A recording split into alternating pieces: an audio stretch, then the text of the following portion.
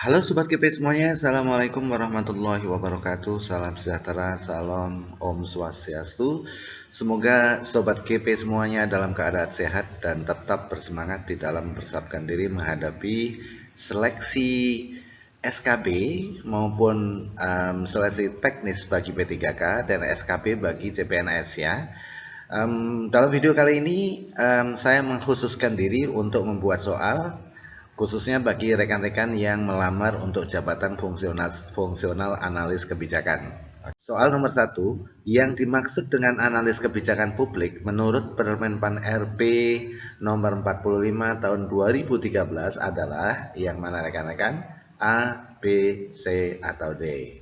Ya, karena analis kebijakan publik yang dimaksud dalam Permenpan RP itu adalah ASN, ya, baik itu berstatus PNS maupun P3K, maka jawaban yang tepat adalah Charlie. Jadi yang dimaksud dengan analis kebijakan publik menurut Permenpan RP nomor 45 itu adalah setiap ASN yang diberi tugas, tanggung jawab serta wewenang untuk melaksanakan kajian dan analisis kebijakan dalam lingkungan instansi pusat ataupun instansi daerah. Itu ya rekan-rekan. Kemudian berikutnya soal nomor 2. Berikut ini yang bukan merupakan tugas seorang analis kebijakan adalah: apakah menurut rekan-rekan mengumpulkan informasi yang terkait dengan suatu kebijakan itu adalah tugas analis kebijakan? Tentu. Apakah seorang analis kebijakan bertugas untuk mengkaji dan menganalisis kebijakan? Iya. Dan C, apakah analis kebijakan bertugas untuk memonitor dan mengevaluasi pelaksanaan kebijakan? Iya juga ya. Berarti yang bukan merupakan tugas seorang analis kebijakan itu adalah mengontrol kebijakan, ya. Oke. Kalau memonitor dan mengevaluasi iya, tapi bukan mengontrol kebijakannya. Oke, berikutnya soal nomor 3. Ketika mengkaji dan menganalisa suatu kebijakan, seorang analis kebijakan harus memperhatikan asas-asas berikut. Oke, rekan-rekan, ketika kita mengkaji dan menganalisa kebijakan, asas apa yang harus kita perhatikan? Ya, yang pertama adalah akuntabilitas ya, atau bisa dipertanggungjawabkan. Kemudian integritas, ya, harus jujur. Kemudian efisiensi dan efektivitas, ya, ketepatgunaan dan ketepat sasaranan, iya. Kemudian sustainabilitas, iya juga. Berarti yang bukan adalah sinergitas. Oke. Soal nomor 4. Tugas pokok analis kebijakan adalah apa? Tugas pokok analis kebijakan. Apakah memberi masukan kepada pembuat kebijakan? Bisa juga benar ini ya. Membuat kebijakan bersama pejabat terkait,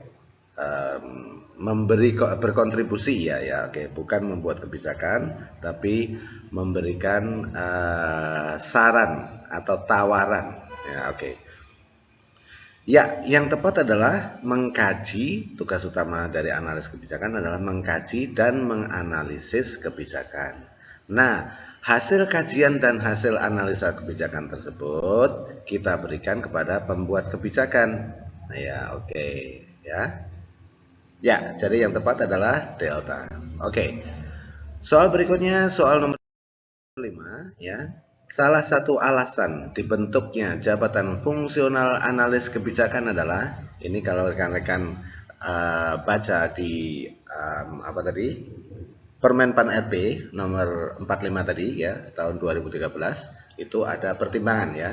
Salah satu pertimbangan dibentuknya jabatan fungsional analis kebijakan itu adalah karena perkembangan masalah publik yang semakin kompleks dan masif sehingga membutuhkan berbagai alternatif solusi yang inovatif, solutif serta cepat agar tidak kehilangan momentum dalam penyelesaian masalah. Kenapa? Karena kebijakan publik itu kan bertujuan untuk menyelesaikan masalah publik ya. Jadi jangan sampai kehilangan momentum atau terlambat misalnya. Oke ya. Soal berikutnya nomor 6. Seorang analis kebijakan pemerintah daerah mengumpulkan, membaca, dan menganalisa dokumen-dokumen. Nah, kata kuncinya adalah ini ya. mengumpulkan, membaca, dan menganalisa dokumen. Kalau menurut saya, kalau saya yang menjawab soal, ya, kalau saya yang tes, saya tidak akan meneruskan bacaan. Ini adalah intinya adalah membaca, mengumpulkan, membaca, dan menganalisa dokumen. Maka saya akan jawab ini adalah metode studi dokumen. Gitu ya rekan-rekan, untuk mempercepat waktu menjawab soal-soal tersebut. Oke, berikutnya perhatikan pernyataan berikut. Oke. 1. Melakukan komunikasi, koordinasi, advokasi, konsultasi, dan negosiasi kebijakan. 2. Melakukan publikasi hasil kajian kebijakan. 3. Melakukan riset dan analisis kebijakan. Kemudian 4. Memberikan rekomendasi kebijakan.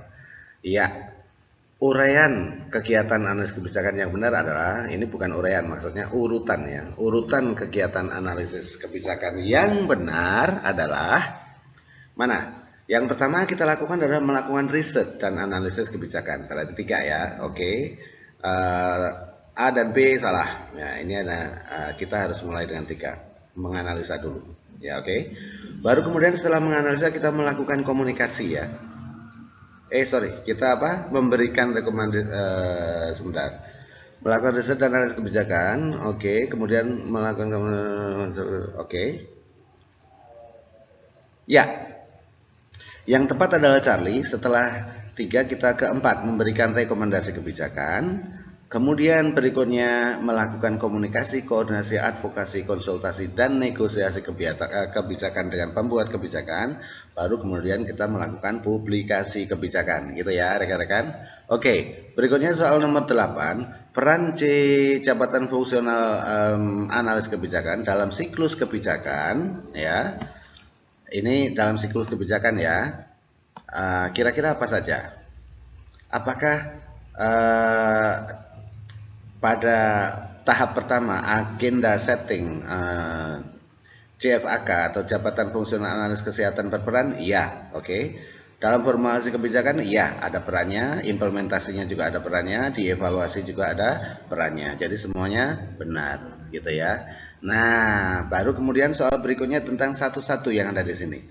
Peran JFAK dalam siklus kebijakan, maksudnya pada tahap agenda setting, tahap yang pertama tadi ya, seorang analis kebijakan melakukan hal berikut kecuali pada tahap agenda setting, ya. Pada tahap agenda setting itu A, B, C, dan D benar. Yang tidak tepat adalah membuat kebijakan. Nah, ini dalam tahap formulasi ya, formulasi kebijakan, bukan dalam tahap agenda setting. Oke, soal berikutnya nomor 10. Berikut ini adalah metode riset kebijakan pemerintah daerah yang umum digunakan kecuali ya. Metode studi dokumen tadi betul ya, oke. Metode wawancara benar juga. Metode sampling ini salah ya. Metode studi banding betul, oke. Kalau metode sampling itu adalah bukan metode riset kebijakan pemerintah daerah, tapi metode sampling ini adalah metode pengumpulan data. Beda ya. Oke, ya. 11. Anda adalah seorang analis kebijakan pemerintah. Anda ingin mendapatkan informasi yang komprehensif dan detail mengenai pelaksanaan dan dampak suatu kebijakan dari berbagai sudut pandang pemangku kepentingan. Kira-kira apa yang Anda lakukan? Apakah studi dokumen? Nggak bisa, karena Anda mau mendapatkan langsung yang komprehensif, berarti Anda harus menggunakan wawancara, gitu ya. Oke, 12. Seorang analis kebijakan mengamati secara langsung. Berarti ini mengamati secara langsung, kata kuncinya. Berarti observasi. Oke, berikutnya 13. Salah satu faktor kunci keberhasilan suatu kebijakan publik adalah adanya sense of belonging pemangku kepentingan terhadap kebijakan tersebut. Jadi kalau ada rasa memiliki ya dari setiap pemangku kepentingan, kalau setiap pemangku kepentingan itu merasa memiliki kebijakan tersebut, maka dia akan menghasilkan kebijakan publik yang efektif ya. Oke, dan biasanya untuk dapat membuat kebijakan publik yang sense of belonging masyarakatnya itu tinggi, itu harus disusun melalui teknik bottom up ya, dari atas ke bawah. Artinya melibatkan masyarakat untuk membentuk kebijakan atau menyusun kebijakan publik tersebut ya. Oke. Jadi bukan top down tapi bottom up. Nomor 14, suatu daerah meniru suatu kebijakan. Nah, ini meniru suatu kebijakan daerah lain yang dianggap berhasil tanpa ngubah sedikit pun. Kalau tanpa ngubah sedikit pun itu namanya duplikasi ya. Kalau tanpa mengubah sedikit pun itu namanya duplikasi. Nah, kalau duplikasi ini berbahaya. Bisa jadi tidak sesuai dengan konteks daerah tersebut. Oke. Yang tepat itu sebetulnya adalah replikasi ya. Replikasi itu meniru dengan membuat beberapa penyesuaian dengan daerah sendiri ya. Oke. Berikutnya soal nomor 15. Ya, disiplin ilmu sosial terapan yang menerapkan berbagai metode analisis dalam konteks argumentasi dan debat publik untuk menciptakan secara kritis kegiatan penaksiran serta mengkomunikasikan pengetahuan yang relevan dengan kebijakan tersebut merupakan pengertian analisis kebijakan menurut William Dunn. Oke, ya bisa dicek ya di buku. Kalau rekan-rekan yang membutuhkan buku tentang analis kebijakan publik, silakan ditulis, nanti saya berikan komentar, saya kasih bukunya ya. Oke. Langsung buku dari LAN ya, dari Lembaga Administrasi Negara. Oke, berikutnya soal yang terakhir nomor 16, analisis kebijakan yang melibatkan deskripsi dari suatu kebijakan. Ini kata kuncinya adalah deskripsi. Ya, kalau deskripsi itu menggambarkan apa? Menggambarkan isi dari kebijakan. Begitu ya rekan-rekan. Oke, semoga bermanfaat. Thanks for watching and semoga Anda berhasil dan lulus karena waktu azan, waktu sholat Jumat sudah tiba. Saya akan segera berangkat ke masjid dan thank you for watching. Wassalamualaikum warahmatullahi wabarakatuh. Salam Om Swastiastu. Tetap semangat. Oke.